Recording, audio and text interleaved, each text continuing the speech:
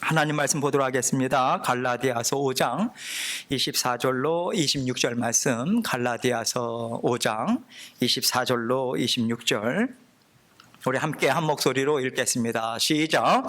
그리스도 예수의 사람들은 육체와 함께 그 정욕과 탐심을 십자가에 못 박았느니라.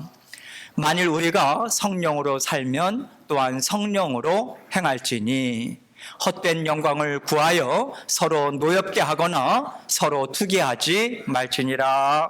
아멘. 누구에게 영광을 돌리고 있습니까? 누구에게 영광을 돌리고 있습니까? 이 제목으로 함께 은혜를 나누도록 하겠습니다. 여러분, 하나님의 사람 그러면요, 여러분은 어떤 이미지가 이렇게 떠오르시나요? 우리에게 각자 하나님의 사람 그러면 떠오르는 이미지에 대해서 이야기하라면 각자 다양하게 이야기를 하겠죠.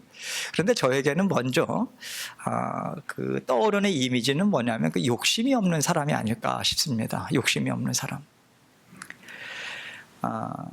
내가 먼저 가져야 되고 내가 많은 것을 원한다고 할 때 항상 나를 먼저 생각하게 돼요. 특징이 항상 내가 먼저예요.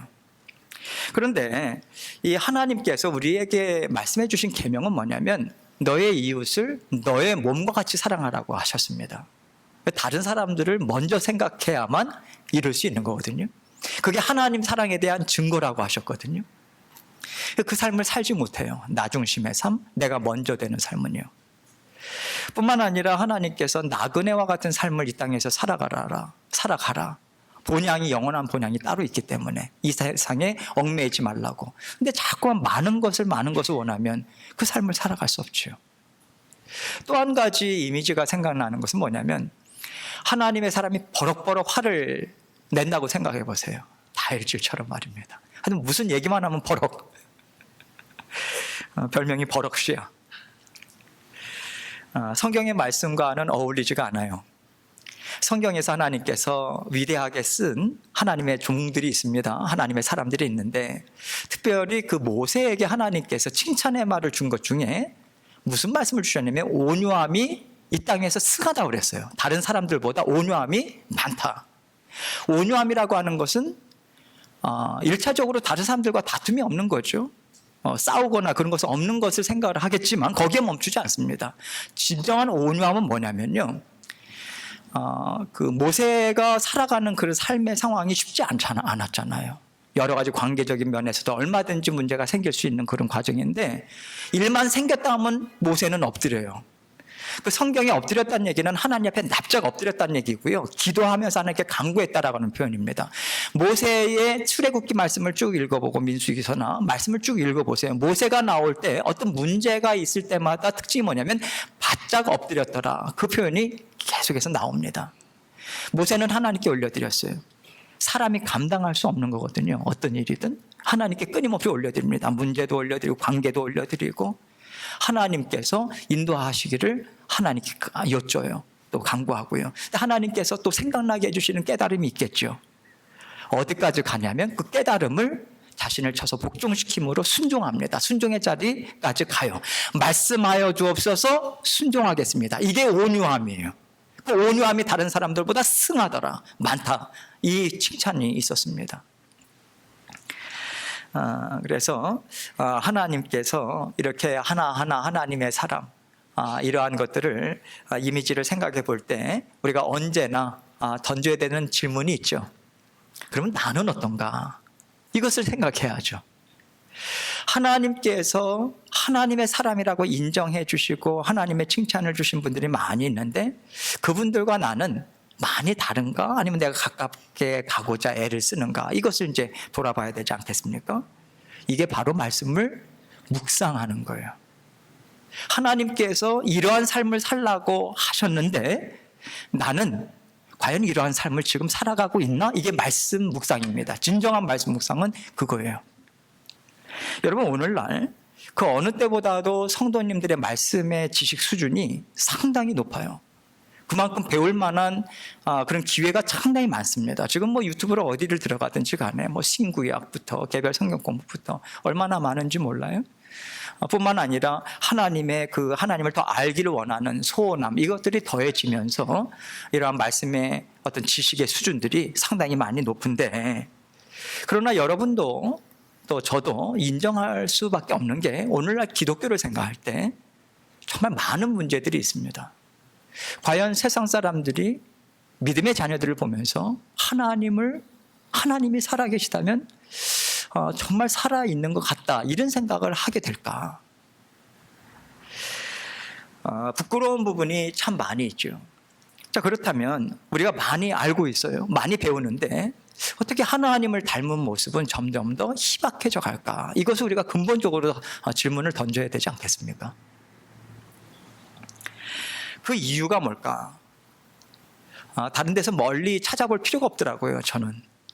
저의 경우를 보면 금방 답이 나오는 것 같아요. 저는요, 그 말씀을 읽고 배우는 게 너무 좋았어요. 너무 좋더라고요. 그래서 말씀을 정말 이렇게 한 번 이렇게 잡으면 놓질 못하겠어요. 그리고 이 책 저 책 해서 말씀을 깨달아는 게 희열감이 있습니다. 정말 그 꿀송이보다도 달달하는 게 이거구나. 그 희열감을 많이 맛봤어요. 그러면서 제가 착각을 한 게 뭐냐면, 아는 만큼 제가 믿음이 좋아지는 줄 알았어요. 믿음이 자라나는 줄 알았어요. 어느 날 제가 큰 충격을 받았습니다.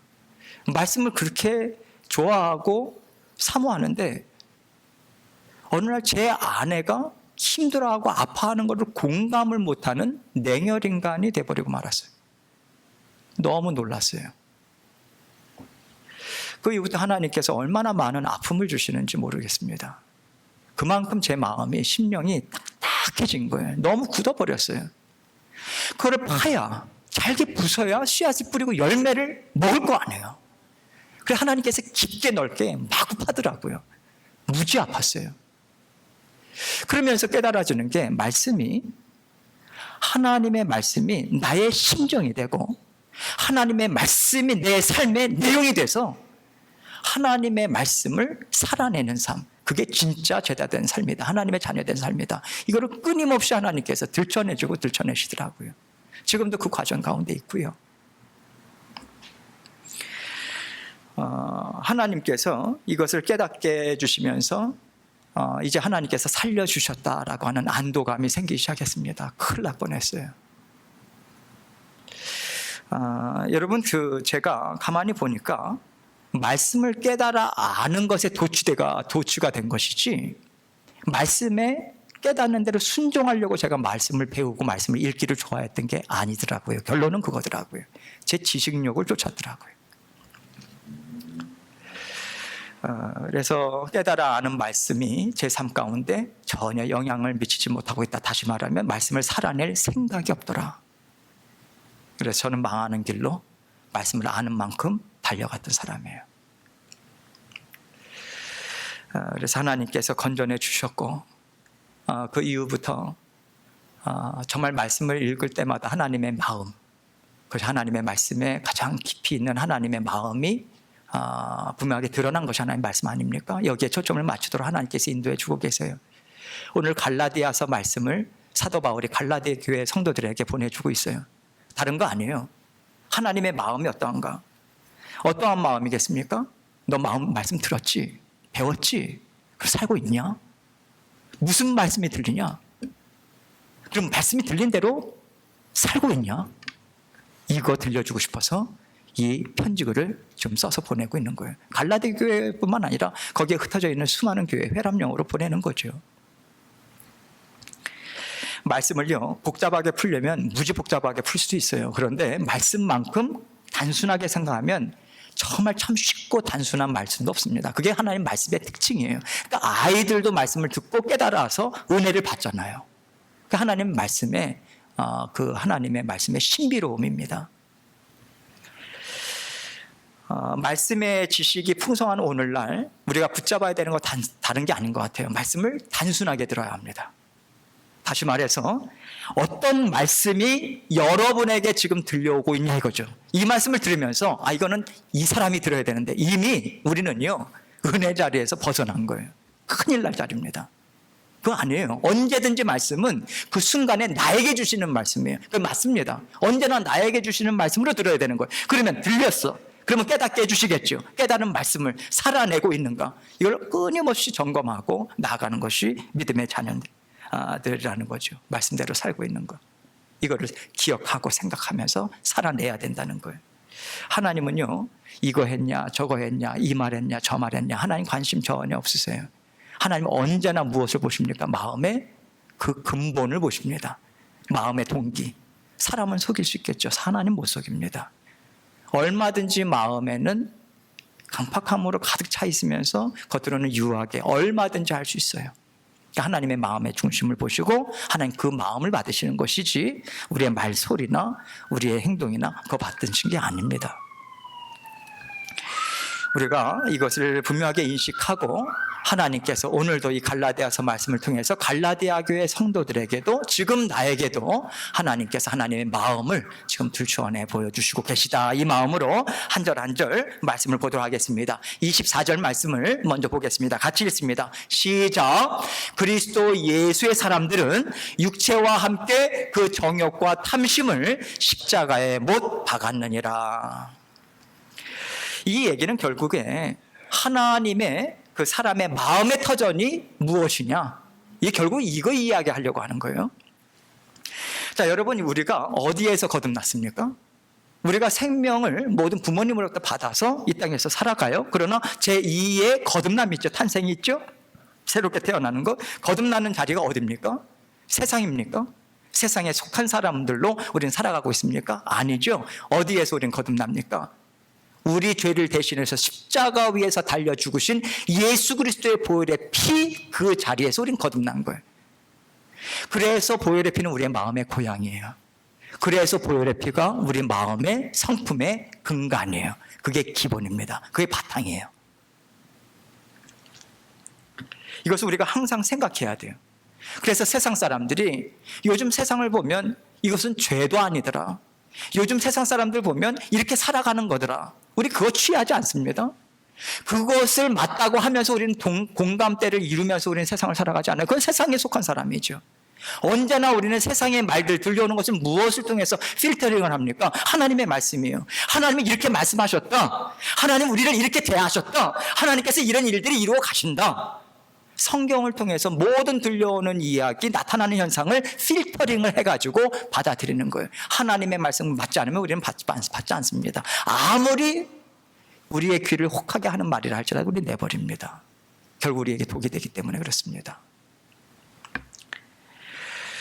그래서 우리가 어렸을 때 부모님을 보면서, 여러분, 우리가 모든 말이나 행동이나 부모님을 보면서 배우잖아요. 마찬가지예요. 우리 부모님이 누구십니까? 하나님이시지요. 그럼 하나님께서 무엇을 말씀하셨고 나를 어떻게 대하셨는가, 이것을 보고 우리가 생각하는 방식도, 살아가는 방식도 거기에 맞춰서 배워야 되는 거예요. 생각도 우리가 배워야 됩니다, 여러분. 생각하는 방법을 배워야 되는 거예요. 그게 성경의 말씀 아닙니까? 그래서 이렇게 생각하라, 이렇게 마음을 가져라, 이것이 옳다, 마땅한 길이다, 계속해서 우리의 생각을 교정시키잖아요. 그러면서 항상 마음, 너 무릎 지킬 만한 것보다 너의 마음을 지키라고 그러잖아요. 왜? 마음에서부터 모든 생각이 나오고 생각에서부터 그 행동이 나오고 모든 삶의 방식이 근간은 마음입니다. 그래서 성령 하나님은 마음에 딱 내주하게 해주신 것 아니겠어요? 그래서 흔들림 없이 하나님의 뜻을 밝히 알면서 갈 수 있도록 마음에 딱 주인된 자리를 차지해주고 계시는 거예요. 그래서 우리가 이것을 생각할 때 결국에 성품을 배우고 또 우리가 생각하는 방법도 배워가는 사람들, 그럴 때 그리스도의 사람들을 뭐라고 딱 정의를 내려주고 있냐면, 그리스도 예수의 사람들은 육체와 함께 그 정욕과 탐심을 십자가에 못 박았다라고 생각을 해야 된다, 이렇게 지금 우리에게 알려주고 있는 것입니다. 먼저 육체가 십자가에 못 박혔다, 우리가 주 예수로 십자가에 못 박혔다는 얘기인가? 아니죠. 누구나 우리 예수 그리스도께서는 우리 각자의 죄를 대신해서 이 땅에 오셨어요. 십자가에 달려 죽으시려고. 왜요? 죄와 사망 권세를 끊어내기 위해서. 그래서 나 대신, 여러분 대신 십자가에 달려 죽으셨습니다. 그래서 사망 권세 깨뜨리시고 부활하셨죠. 그래서 우리는요, 이미 예수 그리스도를 믿잖아요. 나의 죄를 대신해서 죽으셨고요. 사망 권세 깨뜨리고 죄의 올무를 끊어내시고 부활하신 그 부활의 동참함을 통해서 우리가 거듭났지 않습니까? 이걸 믿잖아요. 그래서 우리는 예수 그리스도와 함께 옛 자아는 이미 죽은 거예요. 그것을 분명하게 형상화해서 보여주는 게 뭡니까? 침례잖아요.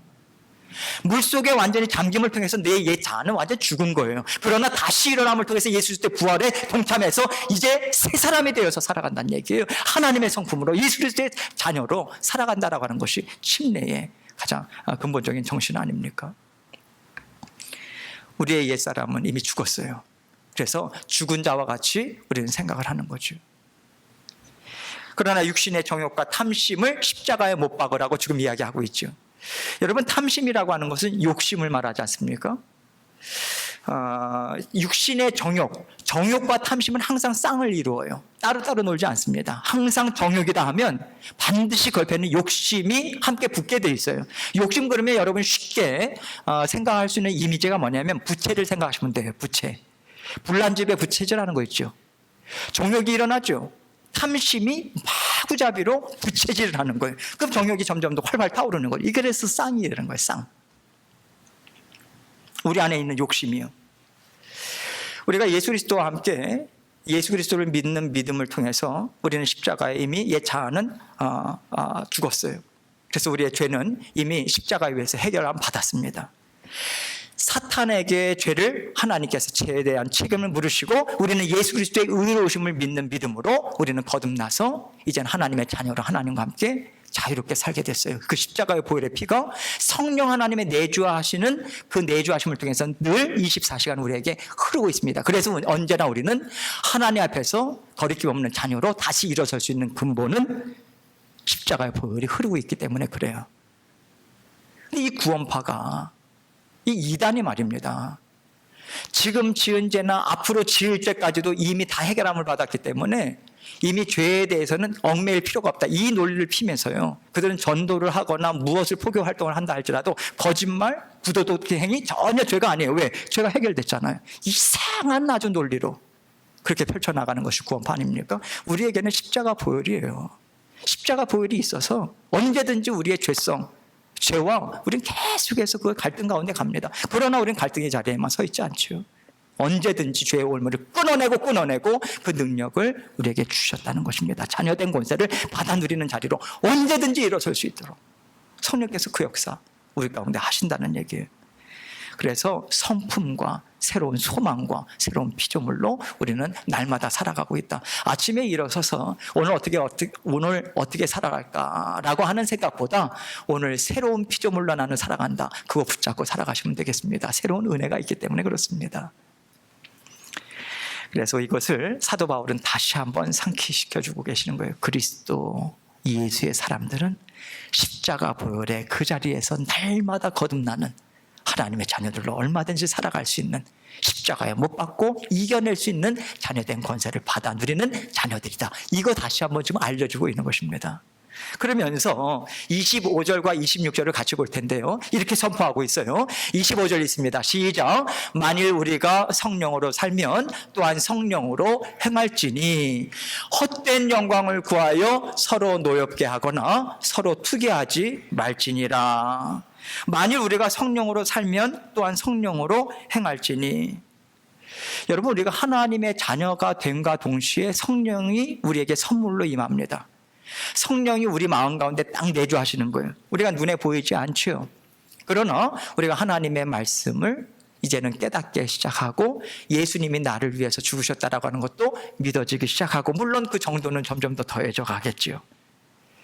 그런데 점점 더 예수님을 만나고 난 다음에는 이상해요. 믿기 전에 정말 한 번도 있지 않았던 현상들이 이렇게 나타나요.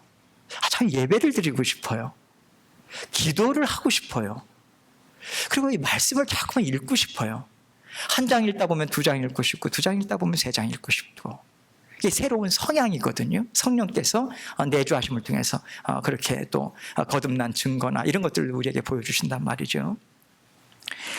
그래서 성령께서 우리의 마음에 내주하셔서 그렇게 우리의 삶을 인도하시는 주인 역할을 하시면서 우리의 삶을 이끌어 가주세요. 그래서 성령께서 우리의 주인이시라면 우리는 예수님을 믿음과 동시에 주인된 자리에 우리는요 내려온 사람들입니다. 그게 가장 큰 특징 아닙니까? 그 전까지는 예수님 믿기 전까지는 우리가 주인이죠. 삶의 주인 나예요. 그러나 예수님을 믿고 난 다음에 삶의 주인은 주님이십니다. 그래서 우리는 주님께서 인도하시고 말씀으로 우리에게 이끌어 주시는 대로 우리는 살아가는 그러한 종이요 하나님의 자녀로 우리는 살아가요. 그렇다면 성령께서 주시는 마음, 그 마음 품고 살아가는 게 당연하겠죠. 하나님께서 주시는 말씀대로 실천하는 것이 사실은 당연한 거죠. 당연한 결과입니다. 이렇게 살아갈 수밖에 없다라고 하는 것, 이것을 먼저 전제로 얘기를 하면서 만약에 너희가 성령을 통해서 성령의 인도하심대로 성령께서 주시는 사고 방식대로 생각하는 방식대로 너희가 살아가지 않는다면 지금 26절에 나타나 있는 이 말씀에 나오는 그 삶을 너희는 살 수밖에 없을 거예요. 어떤 삶입니까? 헛된 영광을 구하는 삶, 서로 노엽게 하고 서로 부추게 하고 하나님 앞에 아름답지 못한 삶, 이 길로 너희는 빠르게 달려나갈 수밖에 없을 것이다. 그러한 삶은 살지 말아야 되지 않겠는가? 지금 그 차원에서 지금 이야기를 하고 있는 거예요. 헛된 영광을 구한다라고 하는 것이 무슨 의미겠습니까? 자, 성령께서 우리 마음 가운데 살고 계시고 우리를 인도해 주세요. 자동적으로 성령의 인도하심에 따라갈 수 있는 건 아닙니다. 내가 애쓰지 않고 내가 그냥 그럭저럭 내가 오늘도 그냥 잘 살면 되지 하는 생각으로 살아갈 때 저절로 성령께서 기뻐하시는 삶을 살아가도록 그렇게 살아가지나요? 그렇지 않죠. 말씀 생각하고 기억하고 성령의 인도하심 그날 깨닫게 해주신 말씀 붙들고 살아가고자 할 때 우리가 성령님과 함께 발맞춰서 나아갈 수 있는 거죠. 그렇게 성령님께서 인도하시고 마음을 주시는 대로 나아갈 때 헛된 영광을 구하면서 살아가지 않을 수 있어요. 여러분, 하나님께서 우리를 구원해 주시고 우리를 거듭나게 해주셨을 때 성령께서 우리 안에 들어오시죠. 그리고 우리는 하나님을 알아갑니다. 하나님은 이런 분이시구나. 그리고 점점 더 체험해 가죠. 하나님은 또 이런 영역이 있었네. 하나님은 정말 먹이시는 하나님이시네. 하나님은 정말 구출해 주시는 하나님이시네. 하나님 정말 능력이 있으신 분이시네. 보이지 않는 곳에서 정말 나를 위해서 역사하시는 분이시네. 여러분이 이 정말 다채로운 하나님의 그 일하심을 깨달아 알고 우리는 살아갑니다. 점점 더 그 영역이 넓어지죠. 그러다 보니까 사귐을 갖게 돼요. 자꾸 만나게 되고요. 기도를 통해서든 말씀을 통해서 사귐을 갖게 되고요. 사귐을 가지면 가질수록 알게 되는 것이 무엇입니까? 그 사람을 알게 돼요. 그래서 오해의 폭이 점점 더 좁아져요. 점점 더 그 사람의 그 품성이나 이런 것들을 알게 됩니다. 그래서 하나님께서 나에게 허락하시는 일들을 비록 내가 기대하지 못하고 내가 이 일만큼은 생기면 참 어려울 텐데라고 했는데도 너끈히 감당할 수 있는 힘이나 이런 것들을 어느새 우리가 깨닫게 됐어요. 왜요? 하나님을 알게 됐기 때문에 그렇습니다. 하나님 절대 나에게 해로운 거 주시지 않으시더라. 이게 믿어지는 거예요. 눈에 나타나고 한 것은 정말 이것이 안 믿어지는데 내 마음 가운데 하나님이 나에게 선한 일이 있으니까 이것조차도 주시는 거겠지. 이게 믿어지네요. 그래서 하나님, 제가 지금 다 이해는 못해도요, 선하신 뜻이 있겠죠. 이 일도 제가 받겠습니다. 감당하겠습니다. 감당할 힘 주십시오. 주저앉아버리는 게 아니라 다시 한번 소망을 갖고 일어설 수 있는 힘이 거기서 나오더라는 거예요. 하나님과의 사귐을 갖고. 그렇게 하나님의 영을 주인 되어서 인도하시는 대로 우리가 따라가다 보면요, 우리에게 주어지는 모든 일들, 이것을 우리는 기뻐하고 받아들일 수 있는 그러한 자리에 있게 되는 거예요. 하나님의 선하심을 인정합니다. 그러면서 우리는 감사를 올려드리면서 살아갈 수 있는 거예요. 그런데 여기에서 헛된 영광을 구하는 삶, 반대의 삶이겠죠. 인도함 받지 않습니다. 하나님의 영? 아니요. 육신의 정욕. 무엇입니까? 내가 원하는 거, 내가 좋다고 생각하는 거, 세상이 좋다고 하는 거 계속 끌어당기는 대로 따라가요. 거기에다가 끊임없이 옆에서 부채질을 하네요. 욕심. 하나 얻고 나면 2개 얻고 싶고, 2개 얻고 나면 3개까지 가능할 것 같고 계속 끌려갑니다. 그렇게 정욕이 내 마음의 주인 노릇을 하게 되면요, 하나님이 어떠한 일을 허락하시더라도 우리는 영적인 귀가 멀어지게 돼요. 안 보입니다. 하나님이 하시는 일이 안 보여요.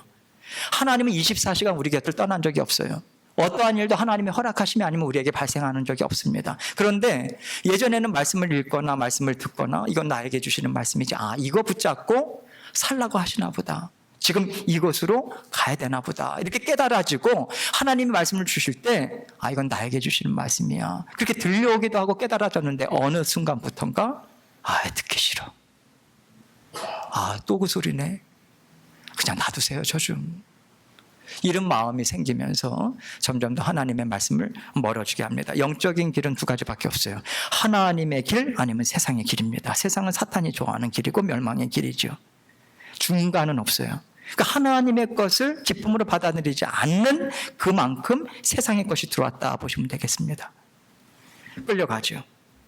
자꾸만 내가 갖고 싶은 것, 그걸 추구하게 돼요.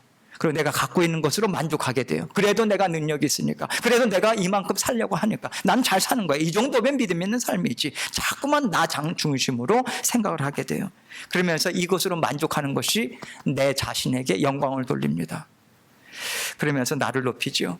그리고 내 삶의 방식이 옳다고 생각해요. 믿음의 생활조차도 내가 생활하고 내가 믿음의 형태를 갖는 것이 맞는 거야 라고 그렇게 계속해서 믿고 나갑니다. 결국은 나 믿고 살아가는 것이지 하나님을 믿고 하나님의 인도하심을 따라가는 삶이 아닌 거예요. 그것이 왜 헛된 영광일까요? 아무 값어치 없는, 하나님 보실 때 남아있는 것이 없는 영광이라고 하는 것이 헛된 영광 아닙니까? 여러분, 하나님 앞에 서는 날 하나님은 하나도 안 보이는 거예요. 하나도 안 보여요. 너 뭐 하면서 살다 왔냐? 하나님께서 단 하나도 인정하시는 것이 없어요. 이 땅에서의 삶에 쌓아놓고 모아놨는데 하나님께서 아무것도 없다 하시는, 기억나는 게 하나도 없다라고 하시는. 여러분, 이게 왜 아찔한 것인지 아십니까? 우리가 하나님 앞에 설 때는요, 우리 육체가 없어요. 우리의 영만 있을 뿐이에요. 영만 있기 때문에 육체에 갇혀 있을 때는 하나님 앞에 어느 정도 한계를 갖고 사는데, 우리의 영만 있을 때는요 하나님을 대면해서 정확하게 봅니다. 이 변명할 거리가 없는 거예요. 변명할 수가 없어요. 정확하게 내 삶이, 완전 내 영이 아주 적나라하게 100% 보여지는 거예요. 하나님께 하나님의 인정하심이 있느냐 없느냐, 이 100% 선명하게 보이는 거예요. 그래서 아찔한 거예요. 핑계나 이유가 될 수 없는, 그래서 그것은 헛된 영광이에요. 사그라질 수밖에 없는 영광이라는 거죠. 이렇게 나 자신을 드러내고 세상의 것 추구하고 세상의 것 내가 원하는 대로 나갈 때 하나님의 성품을 찾아볼 수 있겠습니까, 여러분? 하나님이 가치 있다, 이것이 정말 가치 있는 삶이다, 내 앞에 남아있는 삶이야, 내가 너의 인생을 보면서 기억에 남을 만한 삶이야 라고 하는 것이, 우리가 계속 그것을 가치 있다고 여기면서 살아갈 수 있을까요? 살지 못해요, 여러분. 계속 놓치고 살아갑니다. 그러다 보니까 하나님이 가치 있다 하시고 인정함을 자꾸 받아야 내 영이 힘이 있고 말입니다. 내 그 육신이나 내 정욕이나 이것을 누르고 이길 수 있는 힘이 있는 것인데 힘이 없네요. 눌리네요. 그러니 계속해서 육신의 본성만, 죄성만 나오는 게 아니겠습니까? 그러니까 자꾸만 다퉈요. 자꾸만 시기 질투를 억제할 수가 없는 거예요. 나보다 좀 약한 사람 억누르고 싶은 거예요. 더 갖고 오고 싶은 거고요. 그런 육체의 그 어떤 육신의 본성, 죄성들이 끊임없이 여과 없이 드러납니다. 그래서 바울이 지금 이야기하고자 하는 그 맥락은 하나님의 말씀이 얼마나 강력한 보호장치인가 지금 이야기하는 것입니다. 다른 게 없어요, 여러분. 말씀이 들려오는 대로 나 자신을 살펴보고 나에겐 그런 것이 없는가 살펴보고, 하나님의 말씀은 우리의 영의 거울이라고 그랬잖아요. 들춰내주시네요. 하나님의 말씀은 운동력이 있고요, 깊이 있는 것까지 드러내시기 때문에 이거구나, 하나님께서 드러내십니다. 뿐만 아니라 성령께서 말씀을 통해서 정결케 하시는 그 능력까지 주시잖아요. 약속의 말씀 믿고 고백하는 그 자리까지 인도하시잖아요. 뿐만 아니라 우리의 영을 강건케 하십니다. 말씀은 하나님의 영의 양식이기 때문에 그렇습니다. 그렇게 우리를 지키고 보호하는 강력한 힘, 그래서 하나님 앞에 인정받는 삶, 부끄러움 없는 삶, 다른 게 아니에요. 말씀을 쫓아가는 삶, 말씀을 믿고 하나님께, 어렵지만요, 하나님 한번 살아내 볼게요.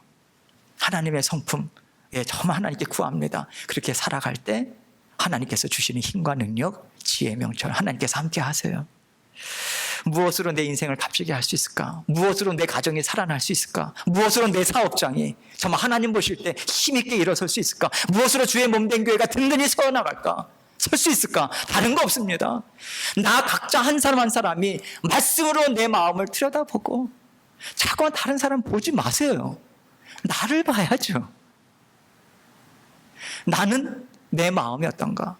하나님께서 나에게 이 음성 들려주셨는데 나는 살아내고 있는가? 수시로 내 마음의 근본적인 지금 동기가 무엇인가? 살아가는 소망을 붙잡고 있는 게 뭔가? 뭐 붙잡고 살아가고 있는가? 우리는 들여다볼 수 있습니다. 우리는 정확하게 알 수 있어요, 여러분.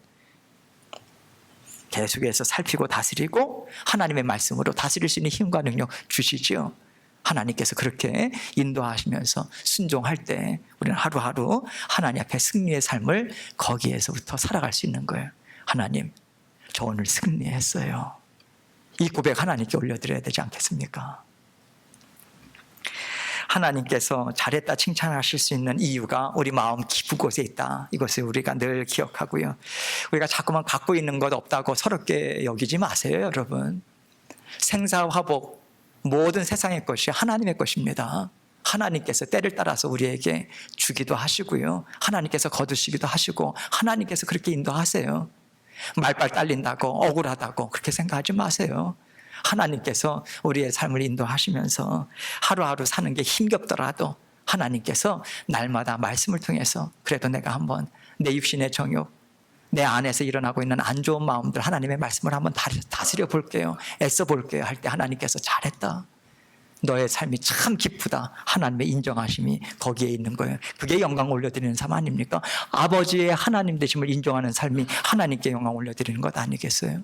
하나님께서 그 영광 함께 나누자고 하십니다. 승리의 길이 우리에게 분명하게 열려져 있어요. 성령님 계시죠? 말씀이 있죠? 믿음의 지체들이 있죠? 하나님께서 이렇게 우리를 인도해 주고 계세요. 날마다 우리 안에서 육신의 정욕과 싸우는 것, 여러분 그것을 마다하지 마시고 기뻐하시기 바랍니다. 가치 있다 여기시기 바라요. 하나님께서 우리 안에 살고 계십니다. 그 이유는 우리의 속사람이 정말 중요하기 때문에 그래요. 우리 하나님께서 지키고 보호해 주고 계십니다. 세상 보지 마시고 다른 사람들 말에 좌지우지되지 마시고 하나님께서 나를 어떻게 보시는가, 또 어떤 길로 인도하고 계시는가, 이거 붙들고 날마다 내 안에 계신 성령님과 하나님과 친밀하게 교제 나누시면서 힘있게 살아가시는 저와 여러분이 되시기를 주님의 이름으로 축원합니다. 함께 기도하겠습니다. 기도하실 때 하나님께 인정받고 하나님께 영광 올려드리는 삶은 하나님의 말씀을 붙쫓아서 살아가는 삶입니다. 이 고백 하나님께 올려드리고 그렇게 살도록 애쓰겠습니다. 고백 올려드리고 제가 기도하도록 하겠습니다. 기도하시겠습니다.